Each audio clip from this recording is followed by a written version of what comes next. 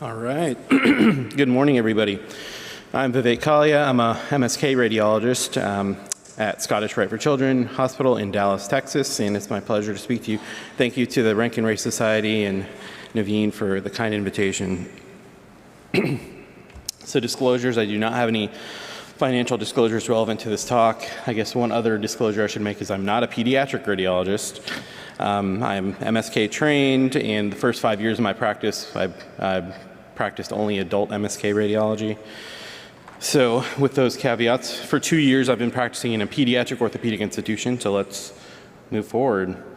So pediatric upper extremity trauma, quite common as you might imagine. You know, there are kind of particular age groups between 6 and 9 and 10 and 13 that seem to present the most to the ER. You know, they'll have hand or upper extremity maladies. And then most patients are males, close to 60%, and most encounters are trauma related. Trauma, when you think about, you know, the title of this talk, it can be certainly acute or chronic repetitive microtrauma. It's a lot of what we see, which presents more insidiously or after a tipping point phenomenon. Think of something like a stress fracture, you know, kind of where you have stress injury for a while and then eventually it fractures. And lastly, for the introduction, my lecture will attempt kind of to be fairly comprehensive, but you know, kids are wily things and they can come up with infinite ways to injure themselves. So I'm always learning, certainly on a daily basis. The way I've structured this talk is to, you know, I'll present images kind of as an unknown, just quickly, maybe 2 or 3 seconds on those slides, and just kind of proceed to the teaching points. So here's our first case, a 15-year-old. This is an elbow MR arthrogram. And so this is you know, 2 coronal T1 fat saturated images showing the contrast within the joint and contrast penetrating under the footprint of the UCL as well, of the proximal UCL consistent with a partial tear. So on the corresponding fluid sensitive images, which are not shown here, there was edema in the medial epicondyle.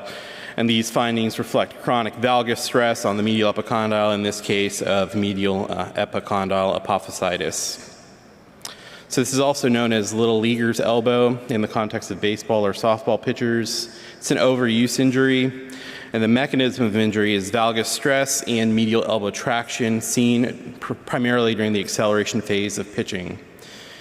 It's aggravated by inadequate rest time between periods of activity. So this is an interesting point I've learned a lot more in Texas. So in Michigan, where I was before, youth sports weren't nearly as aggressively pursued in children, but now in Texas, it is the culture of all cultures of youth sports. So every sport you can imagine. I have a 5-year-old daughter. You know, we enrolled her in gymnastics, and I thought I wanted her to try to be competitive, but those kids are, you know, working through, like, they're practicing through stress injuries and stress fractures, and I was like, no, not that kind of competitive. So it's a different world, and so you can imagine that inadequate rest time is something that, you know, not only the kids push themselves through, but their coaches, their parents sometimes. So we see this not infrequently. There's another example from the literature of medial epicondyle apophysitis as well. So in this case, I mean, it's nice to see a side-by-side of a normal medial epicondyle in the same patient, what it should look like versus the abnormal side where there's sclerosis, subcortical lucency, and mild fascial whitening. Sorry, I'll try to remember to keep my cursor on that screen. And then here are the corresponding MR images where you can see clearly there's kind of a fluid gap in the medial epicondyle apophysis, widened physis, and an intact UCL. So next case. This is an 11-year-old female, hand pain after a softball injury. So this is your kind of frontal and oblique views, and then here's your lateral view. So obviously I've zoomed in on a very obvious finding that we see only on the lateral projection, and this is a case of mallet finger. This is the injury of the extensor mechanism of the digit at the level of the DIP joint.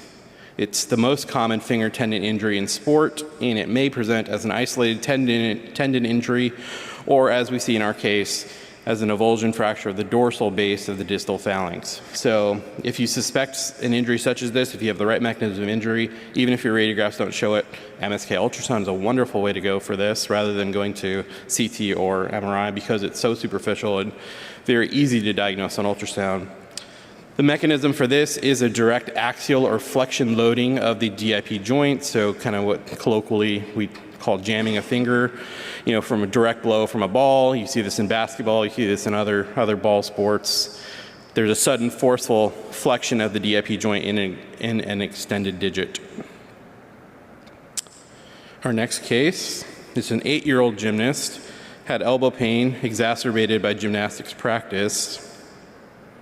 So the primary finding here was not actually recognized on the radiographs from the outside institution. And then when they came to us, we are kind of a quaternary care orthopedic center, so we sometimes get cases that were complicated and sent to us by community practitioners. And so this patient got an MRI with us and unfortunately progressed to this finding at 9 years of age after she had an acute injury.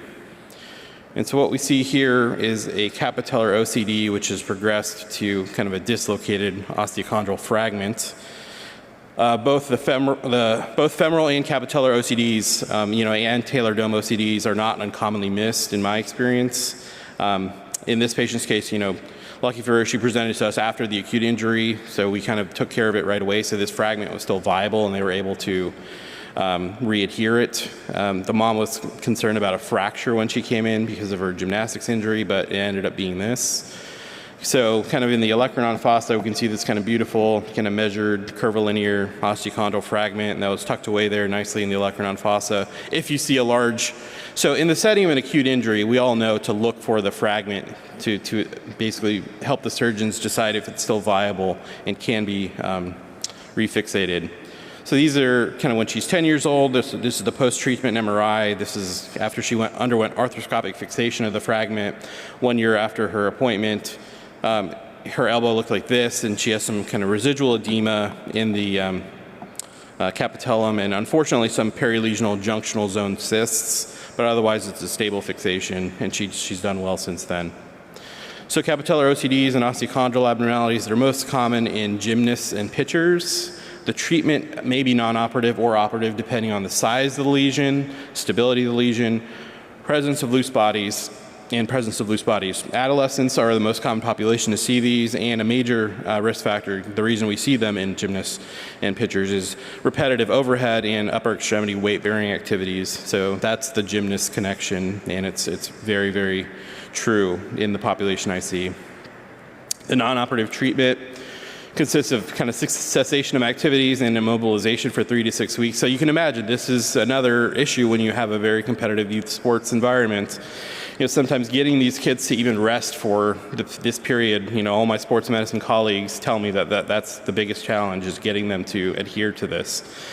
And then have a slow progression back to activity over the next 6 to 12 weeks. So if they hear that I'll be fine in about a month and a half and 6 weeks, they try to go back to their full pitch, or they try to go back to their full gymnastics routine, they can absolutely have a dislocation of their osteochondral fragment or other abnormalities. There's about a 90% success rate if non-operative treatment is employed in the right kind of stable setting. Operative treatment includes arthroscopic microfracture and drilling of the capitellum, or fixation via arthroscopic reduction, or debridement and loose body excision, or osteochondral autograft or allograft or Oates procedure. Here's our next case. It's a 12-year-old who presented with elbow pain after a Fuchs injury while skateboarding. So a few more images here.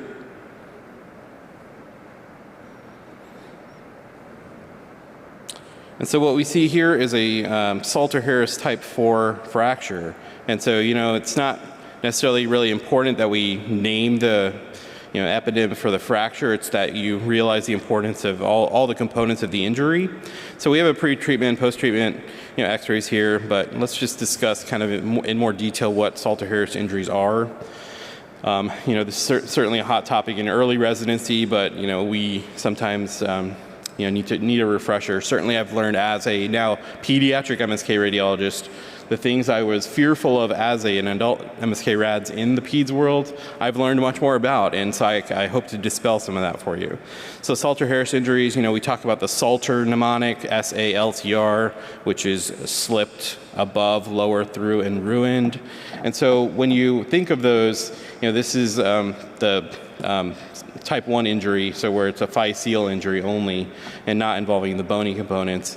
You have to remember that I always teach residents and fellows this, or residents mostly, that you have to remember which bone this is in reference to. So if you'd use this for a humerus, that wouldn't work, the mnemonic of slipped above, lower through, or ruined. So, think of the tibia when you're using that mnemonic. Type 1 is a physeal separation. Type 2 is a fracture, which traverses both through the physis and through the metaphysis. This is the most common type of Salter-Harris injury. Type 3 is where it injures the physis and exits through the epiphysis. Type 4 injures the physis and as well as the epiphysis and metaphysis. And type 5 is called a crush injury to the physis, where there's possible growth arrest, things like that. So next case, 13-year-old male with chronic shoulder pain. And so this is kind of a classic case of epiphysealysis of the proximal humerus. Let me show you a few more images here on MR. So also kind of colloquially known as little leaguer's shoulder. And let's talk about that. It's an overuse injury, a Salter-Harris type 1 injury. It occurs due to repetitive torsional or distractive stresses at the physis. There's damage to the proximal humeral physis and the adjacent metaphysis and epiphysis, and it presents with delayed physeal closure and physeal broadening. It's common in baseball pitchers or other overhand throwers, and it usually presents with decreased pitch velocity and pitch accuracy. And people talk about, there's pain in the late cocking and deceleration phases, which resolves at rest. Clinicians will describe point tenderness over the lateral proximal humerus at the physis. There's a sports medicine practitioner at my institution who uses ultrasound routinely in his clinic to evaluate for this when he suspects it, and he does see edema around that physis, in the soft tissues adjacent to it, sometimes local inflammatory change. So, like I said, MSK ultrasound is such an easily accessible tool these days that it's almost, bad not to have it available for cases like this, or, UCL evaluation in the elbow, or so on and so forth. So it's important to compare to the contralateral shoulder always. Of course, we try to avoid radiation, but I'd never let that stop me from evaluating a patient fully. I think that a bad diagnosis or a misdiagnosis is much worse than one additional or two additional x-rays for a patient, even in the pediatric population, and I will defend that for sure. So I think that if you need contralateral imaging, if their physis looks, maybe it's at the upper limits of normal, just do the contralateral and do your real comparison. Luckily in this, we're talking about throwing athletes, for instance, the right-handed pitchers. If they're having point tenderness there, you often don't need the contralateral, but in the case that you do, you can get that. So even in true positive cases, 17% are normal on radiographs. So, you have the clinical scenario for it, and radiographs don't support it. You can still do ultrasound. I wouldn't necessarily get an MRI or CT in that case. I don't think that's really justified. I think you just treat accordingly at that point. So treatment for this is cessation of throwing for 3 months, followed by physical therapy and then a progressive throwing program. Again, this has to be stressed that it's a progressive return to activity. In the literature, orthopedic literature, we love to talk about return to play and, return to normal activity. And so this is, it's always variable how much they're returning to their normal play, whether you report that metric as, the minute they're allowed to start throwing again versus later on when they actually return to their baseline activity level. And then they should start with kind of shorter tosses at low velocity and progress from there. Here's our next case. 9-year-old pain after a Fuchs injury. Hopefully many of you will immediately recognize this one. Not too much of a diagnostic dilemma. This is a buccal fracture. So obviously this is specific to pediatrics. There is an incomplete metaphyseal fracture of the distal radius here. Importantly, it's unicortical. It's non-displaced, and it's commonly treated with a short arm cast for 2 to 3 weeks, as long as the angulation is not too severe, less than 10 degrees.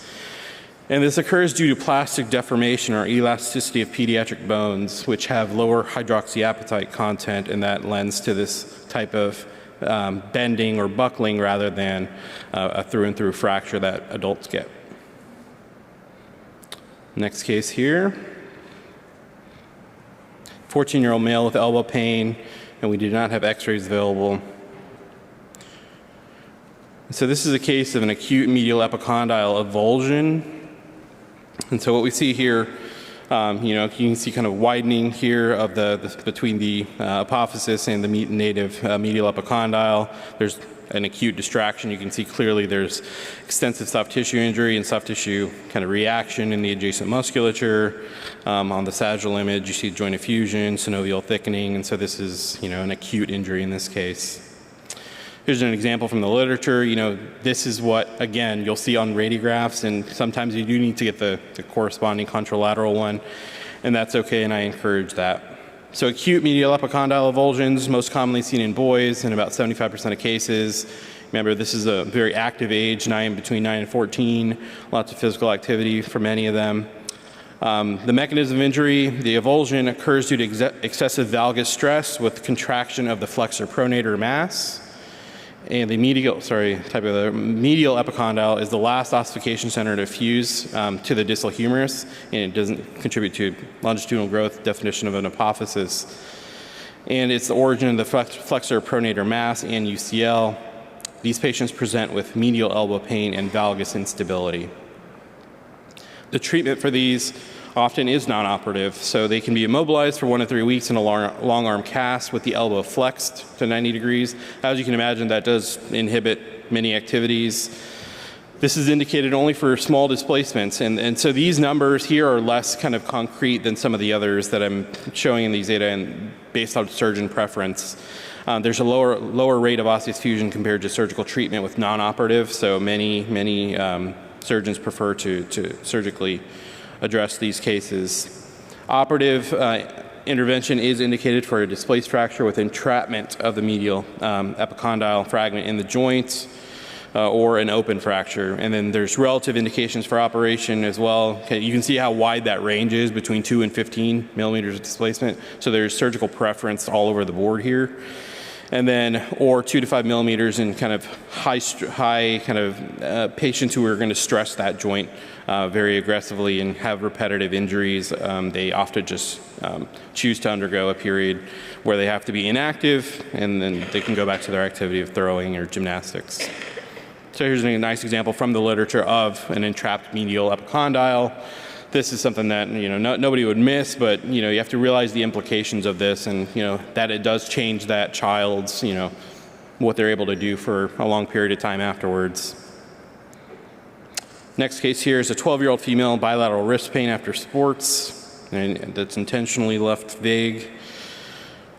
So 3 views of the bilateral wrists. Here's the second, and here is the lateral.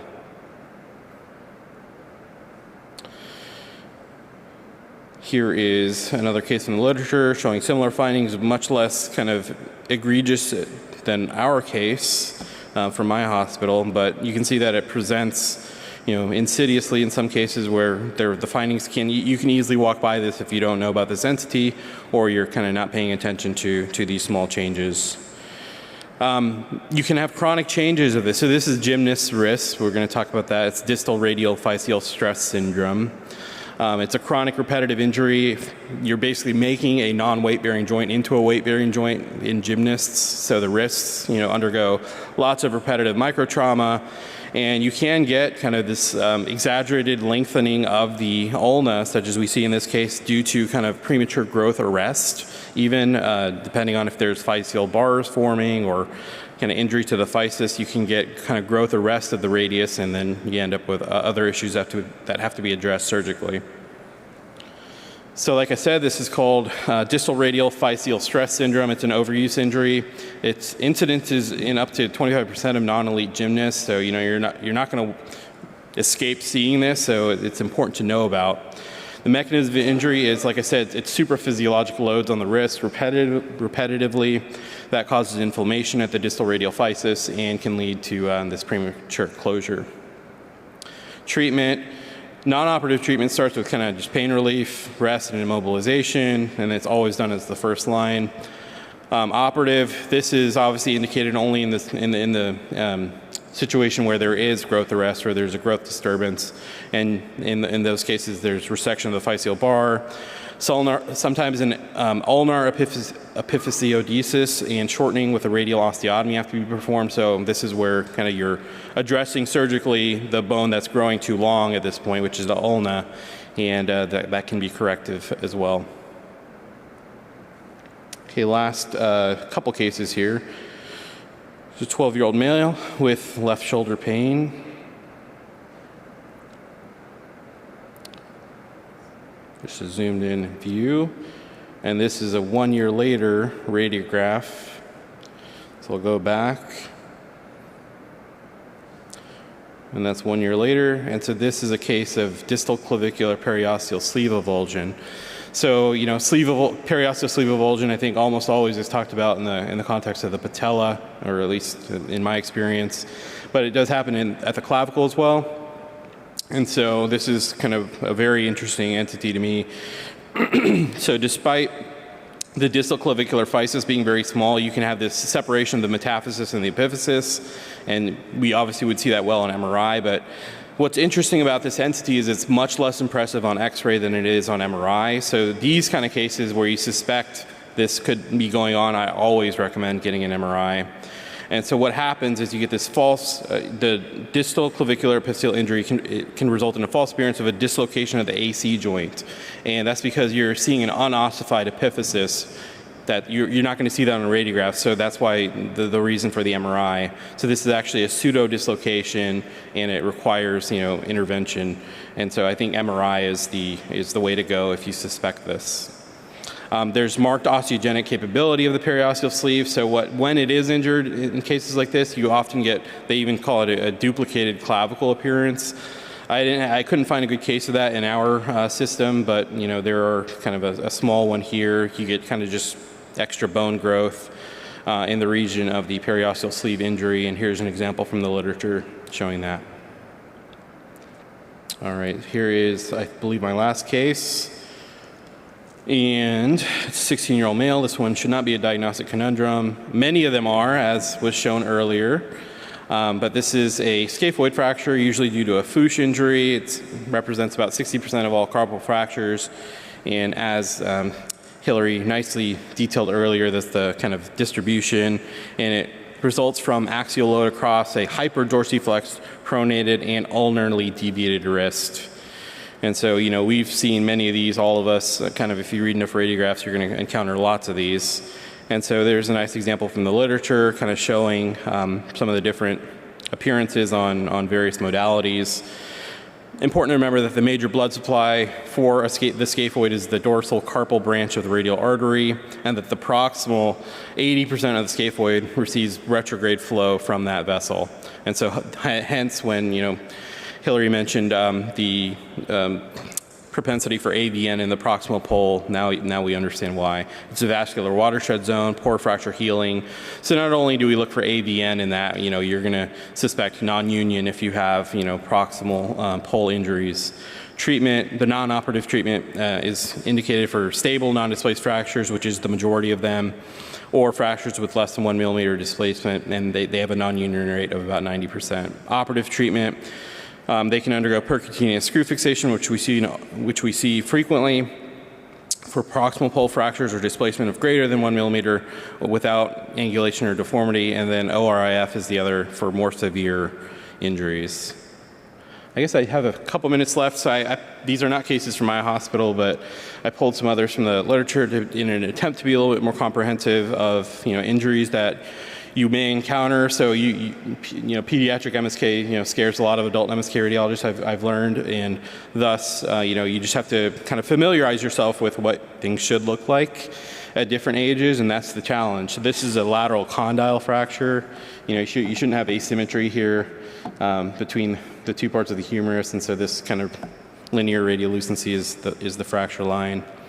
Here's a nice case of a lateral condyle fracture, which was obviously much more displaced, and this one actually required operative intervention. This is a chronic gymnast wrist. So in this particular case, I think this was related to a fracture, but I included this because this is what can happen in those gymnast wrists if they continue to kind of not, adhere to the recommendations for non-operative treatment, such as, laying off their wrist for a period of time, then it can progress to this. So your body will respond to chronic microtrauma, and if you end up getting a physeal bar like this, there's no choice but to intervene surgically. Olecranon apophysitis, another one, so this space here should not be so wide, and that's the case there. Gamekeeper's thumb, we've all heard of that. Nice example here in the thumb here. And then I believe this is the last one. A supracondylar humerus fracture. Usually these are less obvious than on this case, but important to be aware of. On your lateral projection of the elbow, you'll often catch these. And so to kind of review, we covered many of the causes and mechanisms of upper extremity trauma in pediatrics, kind of listed here. Just remember that all of these do require some level of suspicion. The clinical history is everything in pediatrics, and kids are they're not wise to their own kind of. What I would say is they tell the truth much more because they don't know better. If they're complaining of pain, there often is a reason, whether you've detected it or not on X-ray. And so I have a much lower threshold now that I practice in pediatrics to recommend advanced imaging. I always try to start with MSK ultrasound, of course, if that's a viable solution in the situation. But that's it. Here are my references, and thank you very much.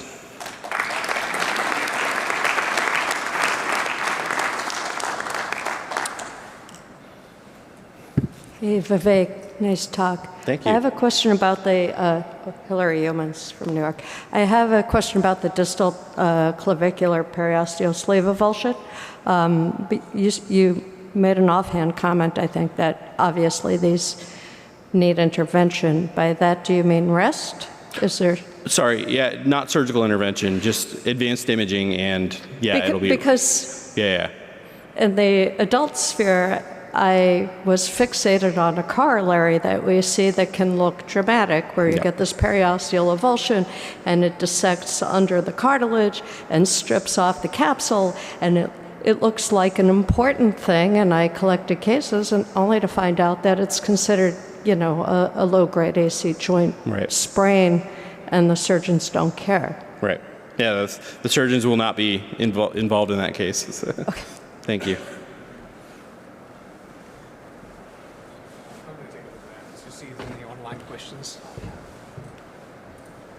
Just taking a look at the online questions here.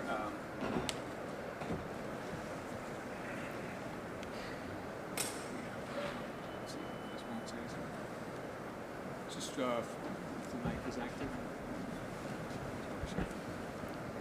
All right, so one of the online questions is, we keep showing occult fractures that are only visible on MRI. Should we tell the ER to get MRI on everyone? My answer to that is absolutely not. I think that would be way overdoing it. I think, occult fractures, the patients are going to let us know, if they have persistent symptoms, they're going to get follow-up and further imaging. I don't think that the risks, other than maybe scaphoid fracture, really make that illegitimate. Sorry, I would agree with that as well. I mean, we are lowering thresholds as we go along. I mean, we notice that there is a higher increased chance of doing MRs on suspected scaphoid fractures and things like that, but no, obviously not for every single case. So I actually have a related question to that. And all three of you, and really anyone in the audience, have you noticed an increased use of MRI in the ED setting for indications besides occult hip fracture or a spinal emergency? Are you seeing ED clinicians saying they want to get that MR knee for something or the MR shoulder for something at your institutions? At my institution, no. Unfortunately for us, there's a significant increase in the number of requests for MR, and the reason is probably we facilitate it by putting 2 MRI units in the ER. Just to kind of add to that, at my institution, to get a trauma MRI requires permission from me, so we have not seen an increase. But another question for you. Are we undercalling Salter 1s? I suspect I have been during the decades. And what's the consequences of missing those? I mean, does the downstream result of a non-diagnosed Salter 1 just a growth arrest line? I don't know my opinion on if we're actually underdiagnosing. I think since we're such a specialty care center, we have very high level kind of evaluation on the front end before they even get imaging. So I don't know if our institution is the best metric for this, but absolutely, yeah. Most Salter Harris type 1s that go undiagnosed, do have some sequela, but it's not going to be as bad as if it was a fracture or something. So. I'm just going to do this one. There's another question for you, Vivek. Sure. What is the mechanism, acute or chronic, for distal clavicular periosteal sleeve avulsions? So as you can imagine, distal clavicle periosteal sleeve avulsions are not that common. The few that I've seen, I think one was related to fall and outstretched hand in an athlete. They can occur due to direct blows or in rare instances, it has been reported in the context of child abuse as well. So those are the kind of contexts I'm aware of. Like, one more question for you. How often do you do the comparative opposite side for imaging? Is it because in a clinic setting it looks like they want to do it for every case? Oh yeah, I would not. So the question was how often I actually do the contralateral, probably radiographic imaging, right? Very rarely actually, and I think this all has to do with, I'm also in a center like Hillary said, where I have the benefit of not having to trove through thousands of cases a day. So I have very good relationships with all of our providers, orthopedic and beyond that, and so I talk very much with them. And so I make sure I have a good assessment of if they're a throwing athlete but they have pain on both sides, why are we thinking of this or that? Or, we have those conversations on the front end because I don't like to radiate, whether it's a child or not. But I never let that be, if I know I'm gonna have to put in a equivocal report because of that, I just do it. I do not hesitate to do it when it's needed.